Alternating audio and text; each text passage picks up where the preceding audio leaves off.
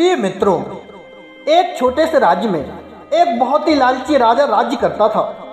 हालांकि वह बहुत अमीर था, पर वह राजा इतना लालची था कि अपने राज्य के लोगों से भी तरह तरह के कर लगाकर उनसे पैसा वसूल करता था। वह राजा सोने, चांदी, हीरे, मोती आदि चीज़ों को पसंद करता था, लेकिन उसकी एक बेटी थी जिसे वो इन सब चीज़ों से ज़्यादा प्यार करता था। प्रिय मित्रों, एक बार राजा अपने बगीचे में टहल रहा था, तभी उसने एक परी को देखा। परी के कुछ बाल पेड़ों की शाखाओं में फंस गए थे। राजा परी के पास गया और उसके फंसे हुए बाल बाहर निकालने में मदद की। परी खुश हो गई और राजा को धन्यवाद देकर जाने लगी, लेकिन राजा ठहरा लालची।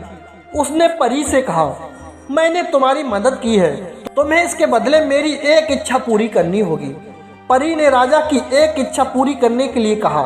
राजा ने कहा, मेरी इच्छा है मैं जो भी चीज को हाथ लगाऊं वो सोने की हो जाए।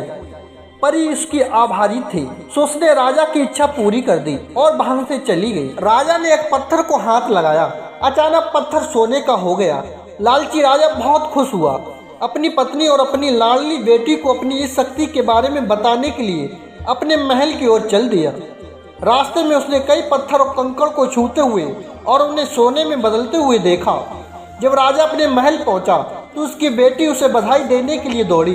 जैसे ही वह उसे अपनी बाहों में लेने के लिए नीचे झुका, छूते ही बेटी एक सोने की मूर्ति में बदल गई। राजा तबाह हो गया और रोने लगा और अपनी बेटी को वापस लाने की कोशिश करता रहा। उसे अपनी मूर्खता और लालच का एहसास हुआ। अब वो अपनी शक्ति से छुटकारा पाना चाहता था। उसने अपने बाकी दिनों को अपनी इच्छा को दूर करने के लिए परी की खोज में बिताया। प्रिय मित्रों, इस कहानी से हमें शिक्षा मिलती है कि लालच करना अच्छी बात नहीं है। लालच हमेशा पतन की ओर ले जाता है।